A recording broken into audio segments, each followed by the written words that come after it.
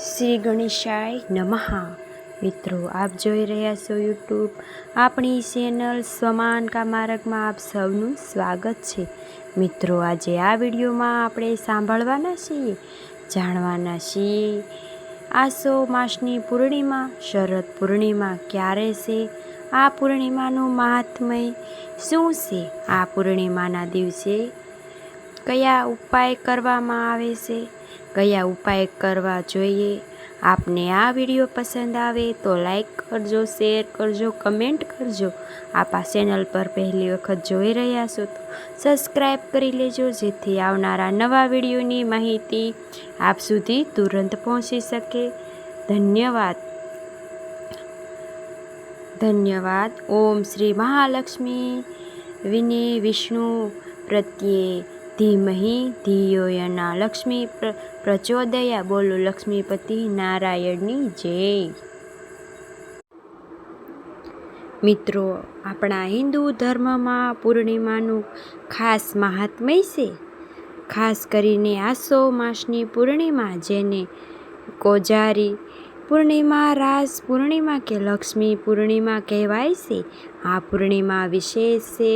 આખા વર્ષની આવતી દરેક પૂર્ણિમા મહિમા એક પૂર્ણિમા આવે છે, તેમાં આ પૂર્ણિમા વિશેષ છે. પૂર્ણિમાના દિવસે ભગવાન શ્રી કૃષ્ણએ ગોપીઓ સાથે રાસલીલા રમી, અને એટલા માટે આ પૂર્ણિમાને રાસ પૂર્ણિમા કહેવાય છે. આ પૂર્ણિમાને કોજારી પૂર્ણિમા કહેવાય છે, કારણ કે માતા લક્ષ્મી પૃથ્વીલોક ઉપર આવે છે અને જુએ છે કે કોણ જાગે છે. જેના ઘરમાં શેર પ્રગટાવેલી છે, જેના ઘરમાં રોશની પ્રગટાવેલી છે, દીવો પ્રગટાવેલો હોય છે, અખંડ દીવો હોય છે, જે આખી રાત પ્રગટે, ત્યાં માતા મહાલક્ષ્મી કૃપા કરે છે. એવું કહેવાય છે કે આ પૂર્ણિમાના ખાસ એટલા માટે પણ કહેવાય છે કે કારણ કે સમુદ્ર મંથન દરમિયાન આજે લક્ષ્મીજીના સમુદ્ર મંથનથી 14 રત્નોમાં એક રત્ન તરીકે નીકળેલા અને ભગવાન શ્રી વિષ્ણુને વરેલા, એટલા માટે પણ આ પૂર્ણિમાનું વિશેષ મહાત્મય છે. ભગવાન વિષ્ણુ અને લક્ષ્મીજીને પૂજન કરવાનું વિધાન છે. આજે ભક્તો સત્યનારાયણ દેવની કથા પણ કરે છે, સાંભળે છે. આજે પવિત્ર નદીઓમાં સ્નાન, દાન તથા જપનું ઘણું મહાત્મય છે. ખાસ કરીને શરદ પૂર્ણિમાની રાત્રિએ ચંદ્ર દર્શન કરવાનું અને ચંદ્રદેવને અર્ધા આપવાનું મહાત્મય છે. આજે ચંદ્રદેવ 16 કળાએ ખીલ્યા હોય છે, અમૃત વરસાવે છે, માટે આજે ભક્તો ખીરનો ભોગ પણ લગાવે છે ચંદ્રદેવને રાત્રિના સમયે.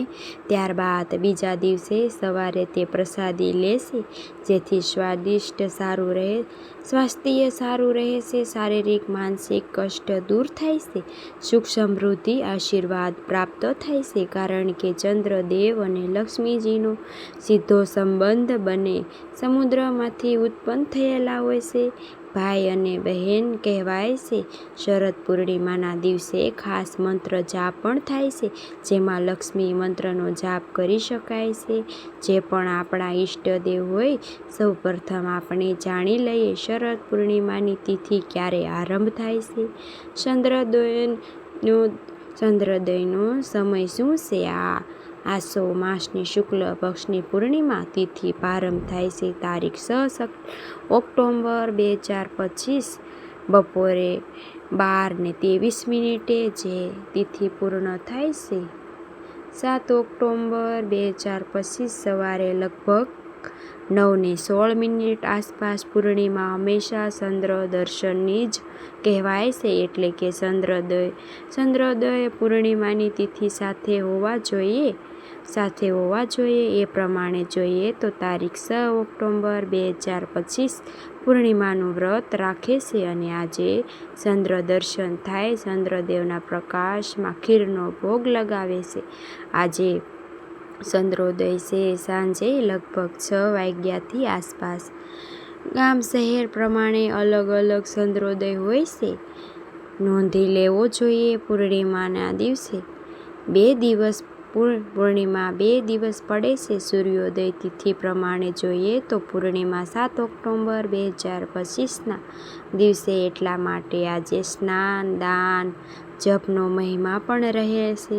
પરંતુ પૂર્ણિમાનું વ્રત 6 ઓક્ટોબર 2025ના દિવસે રાખવાનું રહેશે, કારણ કે આજે જ પૂર્ણિમાનો ચંદ્રનો દર્શન થશે. આસો માસની પૂર્ણિમા, જેને શરદ પૂર્ણિમા કહેવાય છે, તેને ધામે ધૂમેથી ઉજવાય છે. આખા દિવસમાં ભગવાન શ્રી વિષ્ણુ અને માતા લક્ષ્મીની પૂજા અર્ચના સાથે ચંદ્રદેવની પૂજા થાય છે. આજે ઘણા ભક્તો કુળદેવીના દર્શન કરવા જાય છે.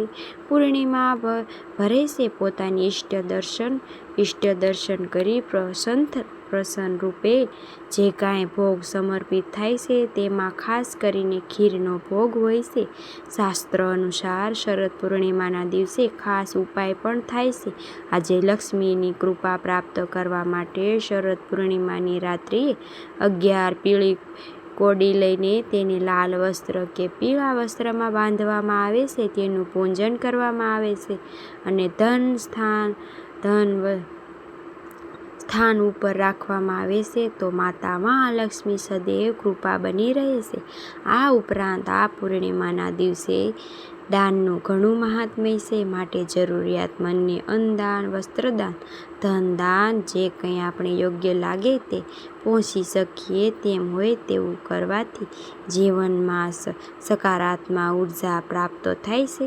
સર્વે દેવી દેવતાઓને આશીર્વાદ પ્રાપ્ત થાય છે, કારણ કે આજે જ્યારે માતા મહાલક્ષ્મી સમુદ્રમાંથી પ્રગટ થયા હતા, સર્વે દેવી દેવતા હાજરીમાં જ તેઓ ભગવાન શ્રી વિષ્ણુ સાથે વર્યા. એટલા માટે આજે લક્ષ્મીનારાયણ દેવનું પૂજન ખાસ થાય છે.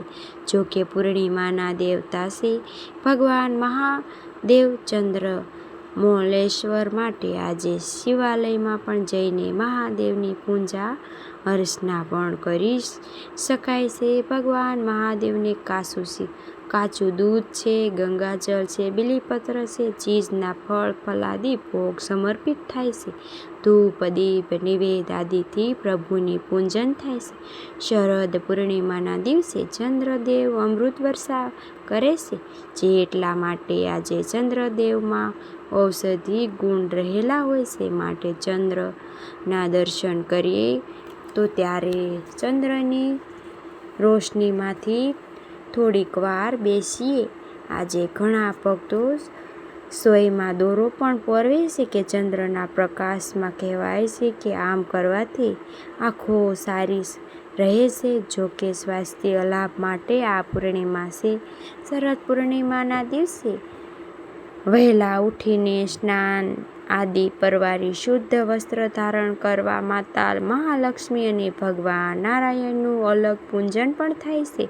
અને આપણા ઘરમાં મંદિરમાં જો બિરાજિત મૂર્તિ, ફોટો હોય તેનું પણ પૂજન થાય છે. આપણા ઈષ્ટદેવની સાથે ભગવાન નારાયણ અને દેવી લક્ષ્મીનું અલગ અલગ પૂજન કરી ઘણા ભક્તો એક બાજુ ઢાળીને તેની ઉપર લાલ કે પીળા વસ્ત્ર પાથરવું, મંડપ તૈયાર કરવો, કેળના પત્રથી ભગવાન નારાયણની મૂર્તિ, ફોટો સ્થાપિત કરવા, અન્નની ઢગલી કરવી, ઉપર ગણેશજીનું પણ સ્થાપન થાય છે કે કુંભ સ્થાપન થાય છે. માતા મહાલક્ષ્મી સહિત નારાયણનું પૂજન કરીને ધૂપ, દીપ, નિવેદ આદિથી પૂજન કરીને સવાયા માત્રામાં શિરોવાનો ભોગ ધરાવાય છે.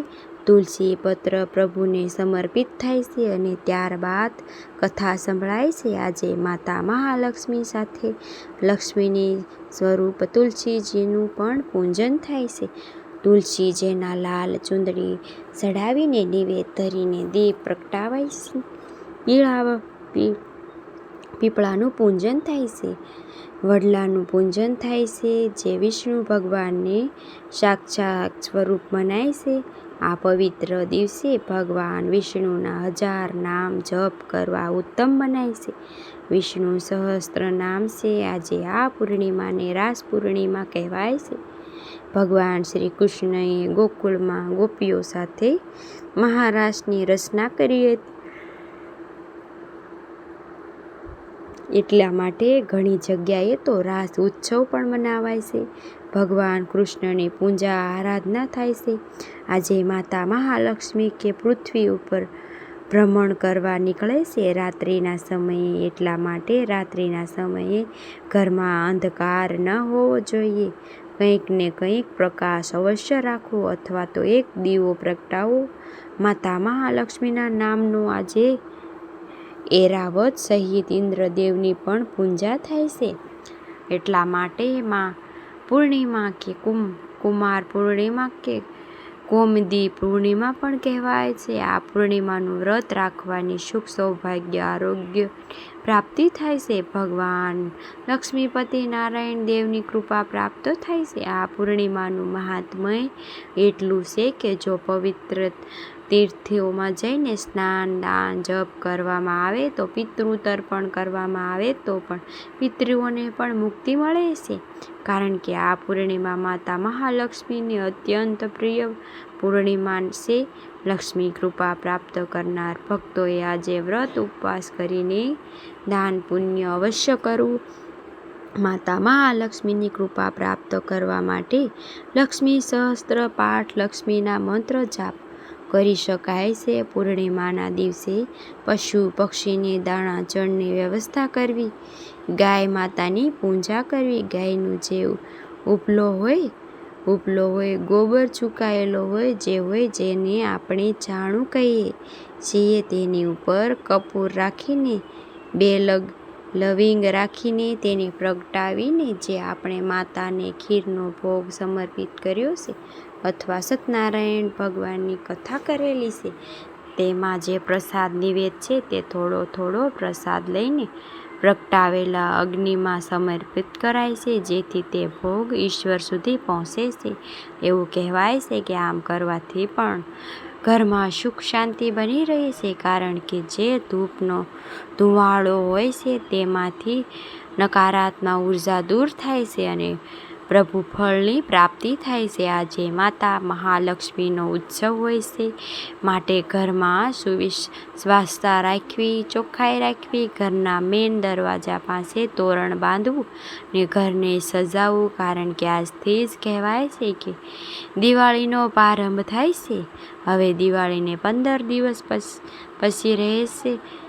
માતા મહાલક્ષ્મી ફરી પૂજા ઉપાસના થશે. આજે આસો માસની અમાવસ્યાના દિવસે આમાં શરદ પૂર્ણિમા કે આસો માસની પૂર્ણિમાનું મહાત્મ્ય ઘણું છે. તો મિત્રો, મને આશા છે કે આપને આ વિડીયો જરૂર પસંદ આવ્યો હશે. આજે માતા મહાલક્ષ્મી આ મંત્ર જપી શકાય છે. યા દેવી સર્વભૂતેષુ લક્ષ્મી રૂપે સ્થિતિના નમસ્તુતે નમસ્તુતે નમસ્તુતે નમો નમઃ. બોલો માતા મહાલક્ષ્મીની જય, વિષ્ણુ પ્રિયની જય. મિત્રો, મને સાંભળવા માટે ધન્યવાદ. આપ સૌને મારા જય શ્રી કૃષ્ણ.